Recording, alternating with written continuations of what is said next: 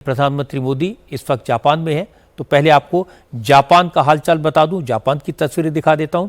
पिछले 10 साल में नरेंद्र मोदी 8वीं बार जापान पहुंचे हैं। इस बार मोदी जापान के प्रधानमंत्री शिगेरू इशिबा के इन्विटेशन पर इंडो जापान समिट के लिए टोक्यो में हैं। टोक्यो पहुंचने पर मोदी का भव्य स्वागत हुआ। जापान के लोगों ने भारतीय परंपरा के मुताबिक प्रधानमंत्री को वेलकम किया। मोदी के स्वागत में जापानीज समुदाय के लोगों ने गायत्री मंत्र का जाप किया और हिंदी में उनको सफल दौरे के लिए शुभकामनाएं दी।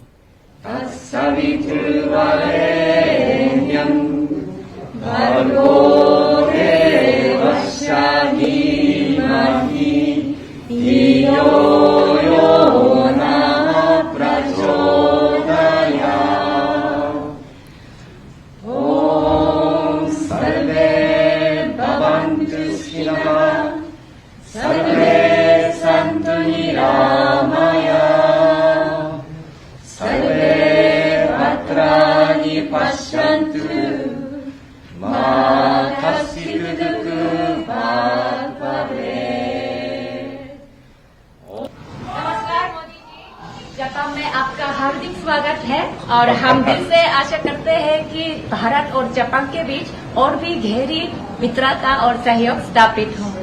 भारी जाओ रे बलिहारी जाओ रे, भारी जाओ रे बलिहारी जाओ रे, मारे सतगुरु आंगन आया रे मेवारी जाओ रे। प्रधानमंत्री मोदी को टोक्यो में शोरिंजान दारुमाजी मंदिर की तरफ से शुभकामनाओं की प्रतीक दारुमा डॉल गिफ्ट की गई। शोरिंजान दारुमाजी मंदिर के संत सेशी हिरोसे ने प्रधानमंत्री को यह उपहार दिया। दारुमाजी मंदिर भारत से गए बौद्ध धर्म के संत बोधि धर्म की याद में बनाया गया है। बोधि धर्म को जापान में बुद्धिज्म की ज़ेन शाखा का प्रमुख प्रचारक कहा जाता है। कांचीपुरम के रहने वाले बोधि धर्म को जापान में दारुमा दाइशी के नाम से पहचाना जाता है। मान्यता है कि बोधि धर्म ने दीवार के सामने बैठकर लगातार 9 वर्ष तक तपस्या की थी।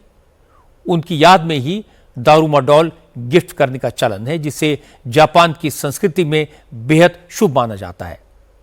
दारुमा डॉल को जापान में कोई लक्ष्य तय करके उसे हासिल करने के प्रतीक के तौर पर देखा जाता है। प्रधानमंत्री मोदी की ये जापान यात्रा ऐसे वक्त में हो रही है जब ट्रंप के टैरिफ को लेकर अमेरिका के साथ भारत के रिश्तों में टेंशन है। अमेरिका ने रूस से तेल खरीदने और यूक्रेन विरुद्ध भड़काने का इल्जाम लगाकर भारत के एक्सपोर्ट पर 50% टैरिफ लगा दिया है। ऐसे में भारत जापान जैसे देशों के साथ ट्रेड बढ़ाकर अमेरिका से हुए नुकसान की भरपाई करने की कोशिश कर रहा है।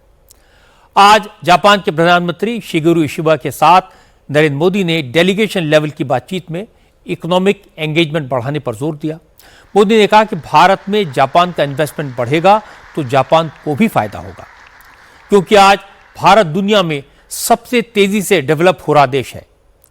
इन्वेस्टमेंट के लिहाज से भारत सबसे प्रोमिसिंग डेस्टिनेशन है। प्रधानमंत्री ने जापान के इन्वेस्टर से कहा कि वो भारत में निवेश करें और पूरी दुनिया के लिए प्रोडक्शन करके मुनाफा कमाएं, क्योंकि भारत पॉलिटिकली स्टेबल है, इकोनॉमिकली ग्रोइंग है और लगातार आर्थिक सुधार कर रहा है। जापान हमेशा एक अहम पार्टनर रहा है। मेट्रो से लेकर मैन्युफैक्चरिंग तक, सेमीकंडक्टर से लेकर स्टार्टअप्स तक, हर क्षेत्र में हमारी साझेदारी आपसी विश्वास का प्रतीक बनी है।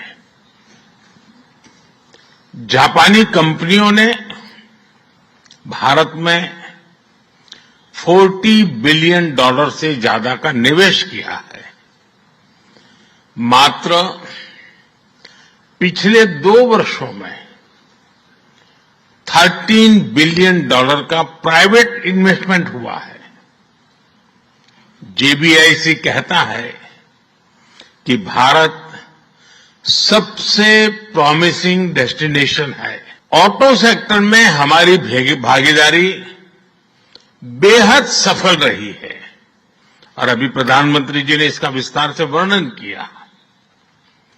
हम साथ मिलकर वही magic batteries, robotics, semiconductor, ship building और न्यूक्लियर एनर्जी में भी दोहरा सकते हैं। साथ मिलकर हम ग्लोबल साउथ, विशेषकर अफ्रीका के विकास में अहम योगदान दे सकते हैं।